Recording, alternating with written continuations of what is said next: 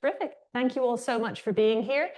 Welcome to those of you in the room and welcome to those of you joining us online today for this event on peace in times of war, ideas for supportive peace policy, and of course, a very pressing and timely discussion. My name is Katrina Dowd. I'm an assistant professor at University College Dublin's School of Politics and International Relations. I'm a member of the Institute's Peace and Security and Defence Working Group and involved in the work of the Institute, and really honoured and delighted to be here today to chair this really important talk and to introduce Professor Gearoid Millar. Gearoid is Professor of Peace and Conflict Studies at the University of Aberdeen, where he coordinates MSc programs in both peace and conflict studies and policy evaluation.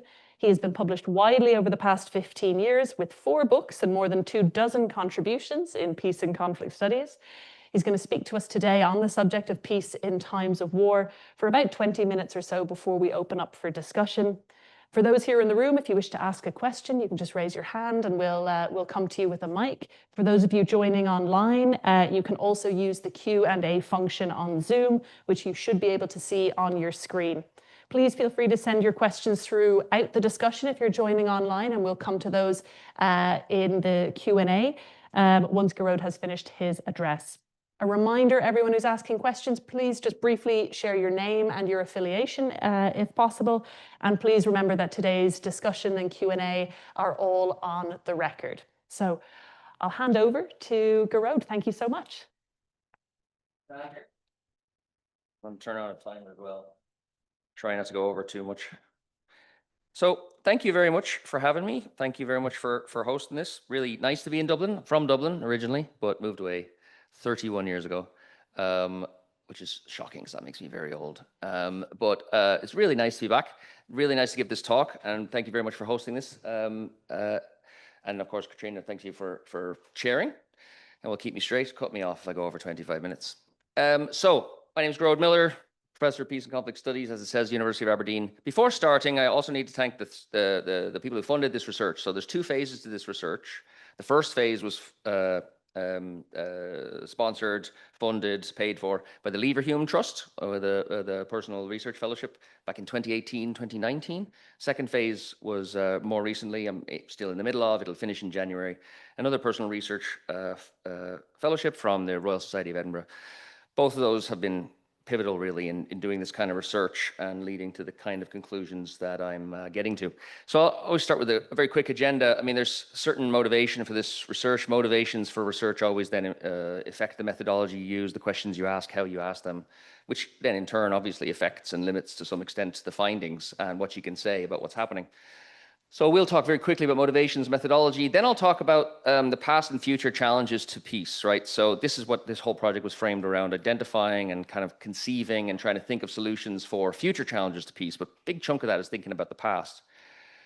And then I'll kind of get to this issue of the policies or what we need to do to better support what I'm calling peace work. So in other words, all of the work that goes into peace, like we usually frame the field as kind of peacekeeping, peacemaking, peace building, conflict transformations, lots of different transitional justice. There's lots of kind of parts of this field. I think collectively, I'm just trying to collect it in this term, peace work. And at the end, we'll get back to the crux of the problem. After we talk about policy, really it's about leadership, it's about vision. It's not so much about policy, but it's about choosing a direction and following it through.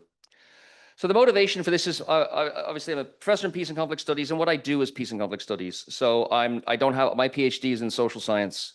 I teach within a sociology department. I primarily publish within international relations journals, and I mainly talk about culture a lot. So I don't really identify with the discipline at all. I think that's a really problematic actually position to take usually for peace and conflict studies issues. So the framing here is peace and conflict studies, right? Which is an interdisciplinary field by definition.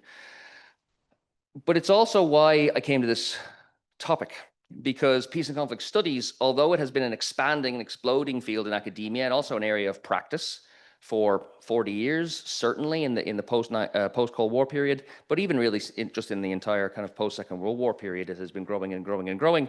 At the same time, it's had this strange kind of ambivalent position as not a discipline and is becoming constantly more fractured, right? So most people in this field will have great ambitions for what the field and what practice coming from this field can achieve, as in, world peace. But there's also been huge ambivalence and growing critique and a lot of internal critique about what the field is or isn't achieving and how it should or shouldn't be trying to achieve that huge ambition. There's these divisions and fragmentation between different schools, between different disciplines that contribute to the field. Transatlantically, there's very different kind of schools of thought. There's divisions between practice and theory.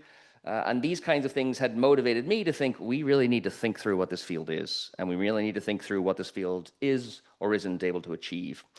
Obviously, in the more recent times, let's say the last decade, the increasing pace of what we might call polycrisis or permacrisis, or there's all kinds of cool, sexy ways to think about it, but the world seems to be imploding around us, or a lot of the things that we took to be granted about 15 or 20 years ago seem to be imploding around us. And this further motivated the project. And very quickly, the methodology was, there's 2 phases to this.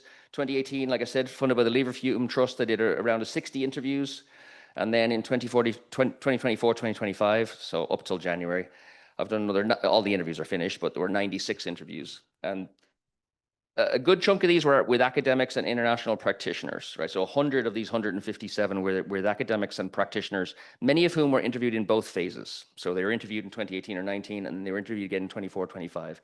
There were additional interviews in the first phase. I also interviewed local practitioners in Nigeria. I usually work in West Africa, which has other insights. And this time around, I also interviewed gatekeepers. So in other words, funders, people at the big bilateral funding agencies and the big philanthropies that fund peace work, as well as people who publish, a lot of the journal editors, 8 of the major journals in the field and 3 publishers of the kind of book series in the field were also interviewed. And then what I'm calling new peace workers. So these are people who aren't really in peace and conflict studies at all usually, but they're in like arts for peace, business and finance for peace, engineering and tech for peace, or climate change and peace, not really for peace in that case.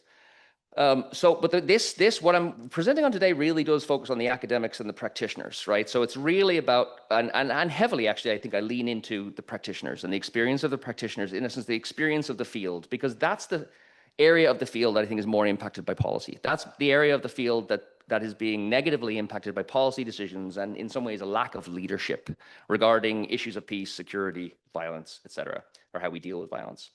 So, and the questions, as I said, were framed around this past and future challenges, and then how the field has, should, or can, or sometimes can't respond. Overarching conclusions, nothing good. Very little good, right? The situation, from a 10,000 foot level, if you were to read all these 157 interviews, it's about 1.6 million words altogether. If you read all these transcripts, you come away from a really bad picture. Nobody who was interviewed in the most recent phase, when I said, well, how have things gone over the last 6 years since the first phase? Is it better? No, right? And already in 2018-19, the narrative was, it's getting worse, right? Funding is going down, practice is getting harder, the UN is getting less impactful, conflicts are increasing. So then the last 6 years on top of that has really just increased this. And again, like the pace of change seems to have really taken people by surprise. It's a time of worry, but it's not a time of pessimism.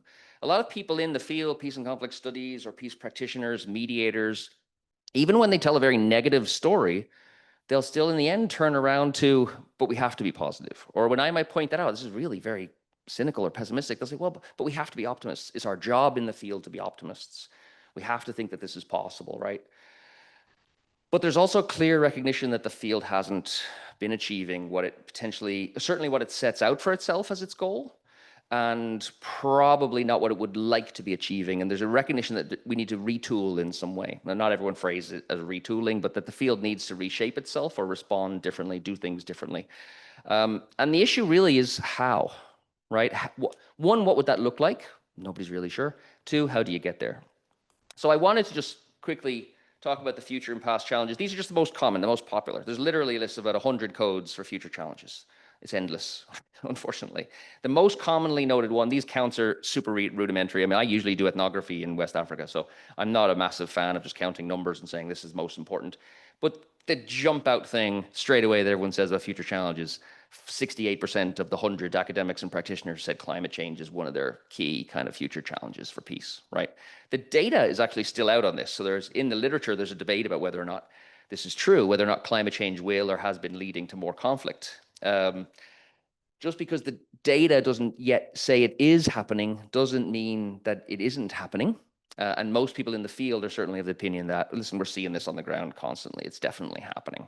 But quantitatively, you can't really verify that as a causal mechanism. But it's definitely the number one thing that everyone in the field, or the people I interviewed in the field, are identifying. The second one, and it's highlighted because this is also a past challenge, is simply the complexity. And this is where we get this word polycrisis from, right? None of these things. So also listed here, you'll see decreasing emphasis on peace, crisis of liberal democracy, technological developments, and I have another separate code for AI, which wasn't mentioned at all in 2019, but obviously became a huge big deal by 2025, 2026. Weakening global rule of law, populism, digital social divisions. That's kind of my term for, social media and all the problems that it's causing. But there's a separate code for polarization.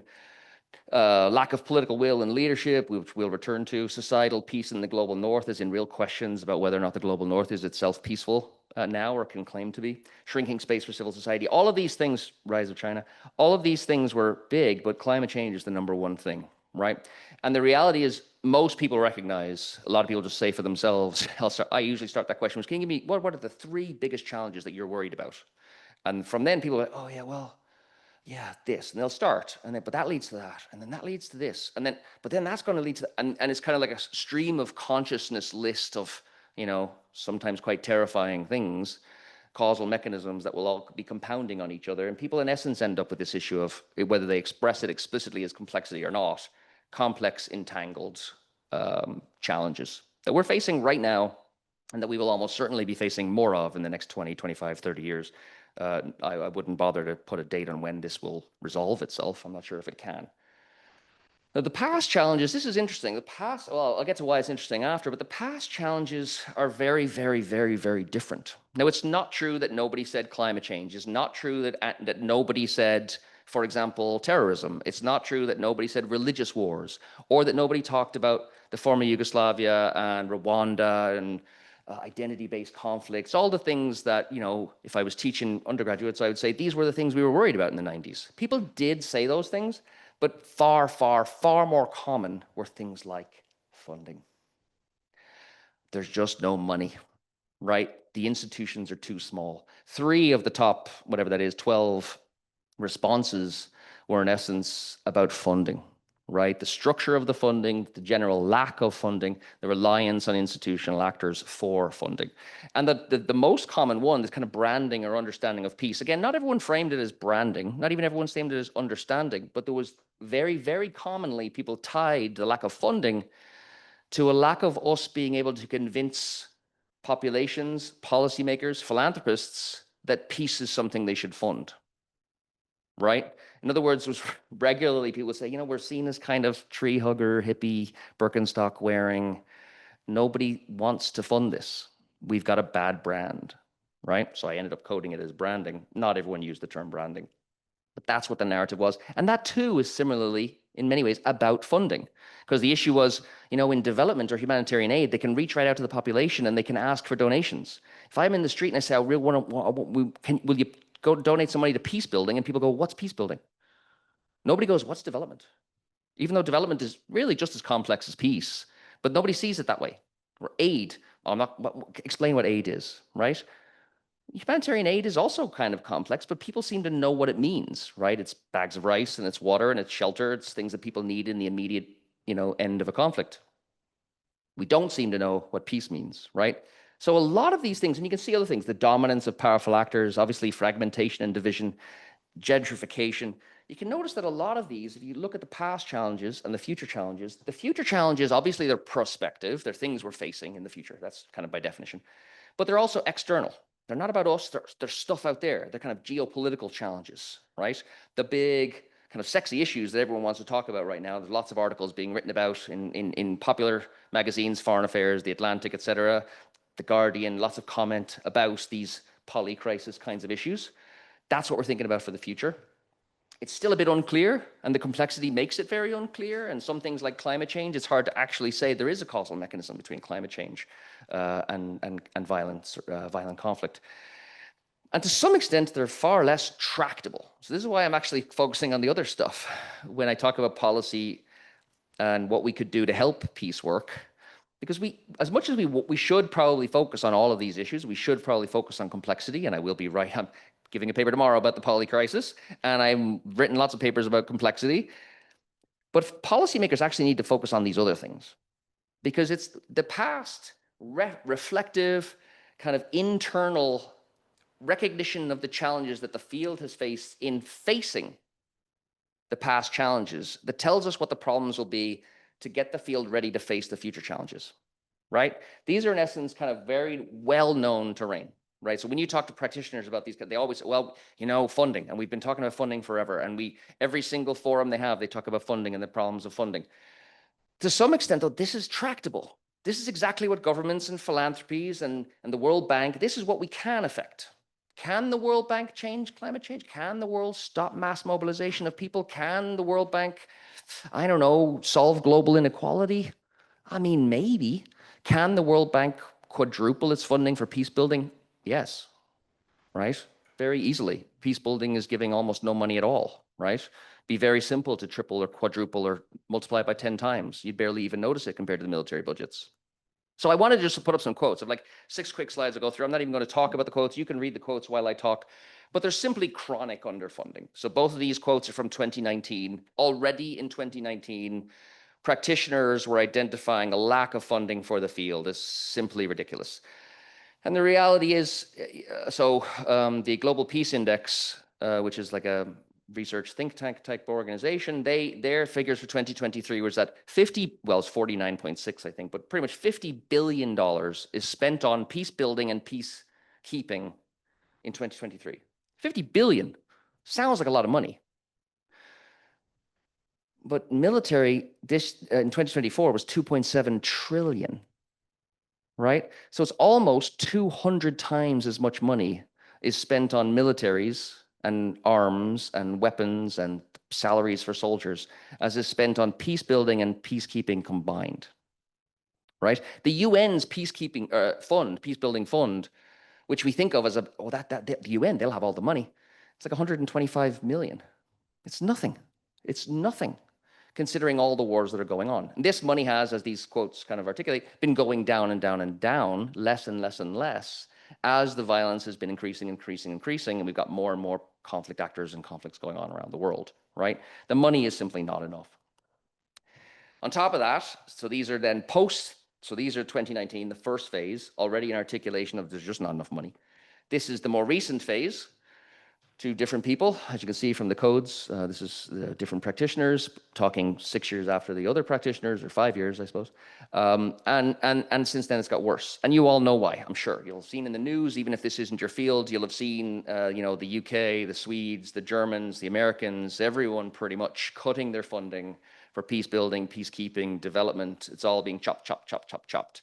In the interviews I did with the philanthropists, the people from the funders, the philanthropists even we're just trying to backstop. Like, all we can do right now is try to fill in where USAID or DFID or the Swedes have pulled their money. We're just trying to backstop for that right now. The idea that we could think strategically about the field is a bit off the table, right? We're all just trying to make it stand up and survive. Now, what this leads to, this is where policy is so important. Policy is always, which I'll say later again, policy is always the context. Right? Policy is the context. It creates the environment in which funding and therefore practice happens, right?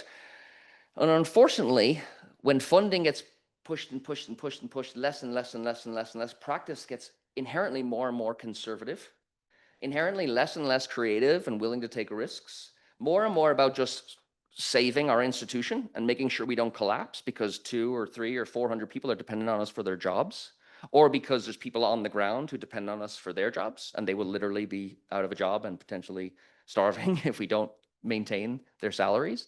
The response, in essence, from kind of very rigid, very short term, very limited funding, is that the whole sector becomes, I don't want to say less creative as in it's all about art. That's where this kind of tree hugger, I'm not saying they have to be creative as in it all have to be about arts or performance or theater, but simply unable to do your job. Right?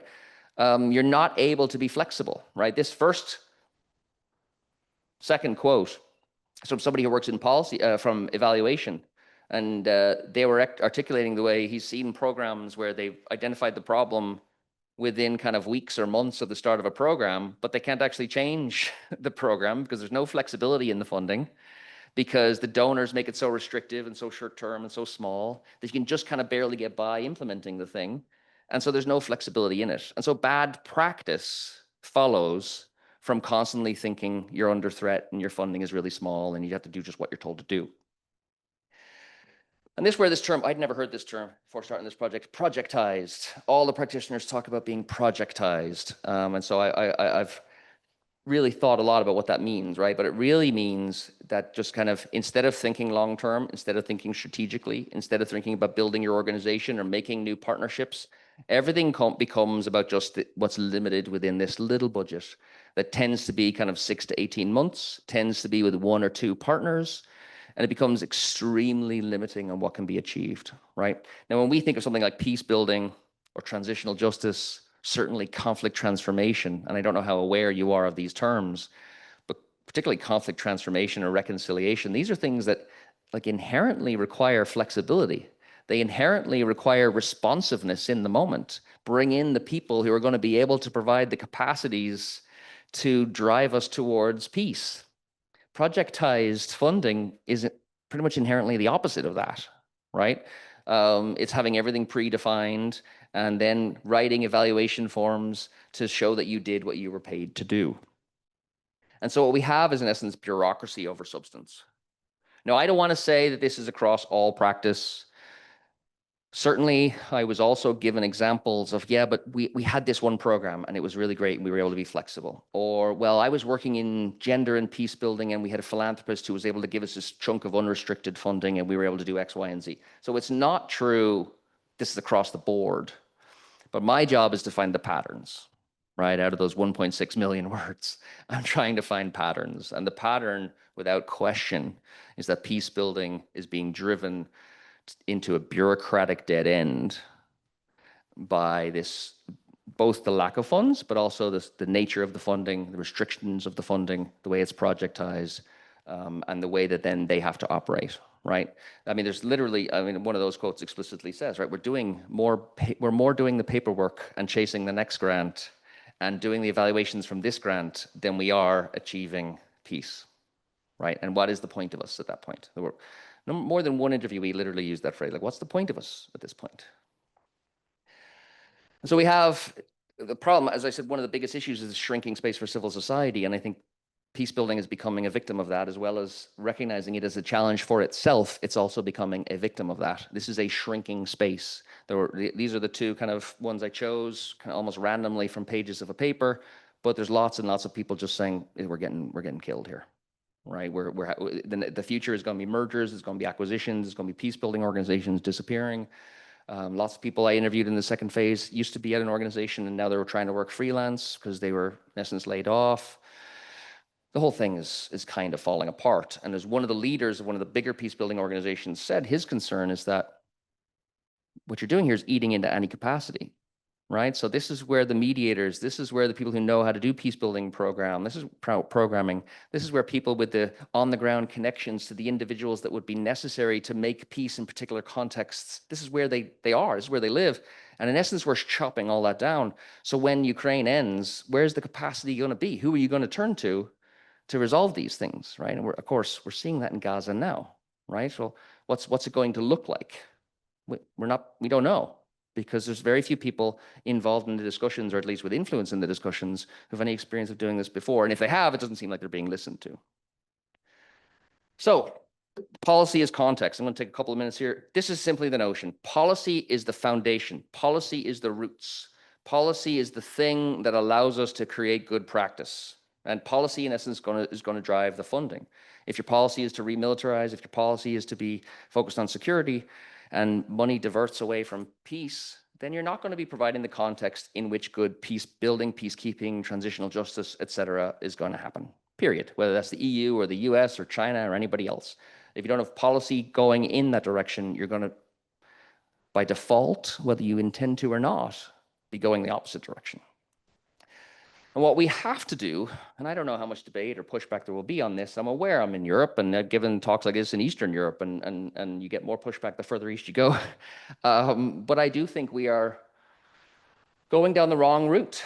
We have to be recommitting, not kind of rejecting positive peace as a goal. We have to be recommitting to supporting peace actors. We have to be reaffirming the rules-based order instead of allowing it to just get eroded and eroded and eroded. And obviously, I mean, I think Ireland has done a relatively good job, Spain as well, and much of the global south in calling out recent problems. But most of the West hasn't, right? And that's seen by practitioners, it's seen by the people in the global south as being an insane amount of hypocrisy. And we are undermining ourselves as positive peace actors, as in the West, the global North, the people who have all the money and the resources and like to think that we have all the talent and the capacity. And we're completely, every day, undermining ourselves with the people that we like to think we should be working with. And strategically, it's a bit of a soft power. You know, you go back to Joseph Nye, you're just cutting into constantly your own soft power in the global South or in East Asia by kind of feeding already nascent perceptions of colonialism and elitism, and we're better than you, by feeding those hypocrisies. And so we need to reject this narrative, I do believe, of remilitarization, of democratic blacksliding, of authoritarianism. And I know that's hard to do, and that's where we get to leadership. Yeah, 30 seconds left. It's hard. That's the reality. In the environment in which we're at, we all have to admit we are entering into a very strange time where principles are directly under attack, and to stand up for principle is to be targeted by, I think, quite directly and obviously authoritarian actors. Compliance is not going to be the easy option, but if what you want to do is support peace, you really are going to have to stand up to authoritarianism.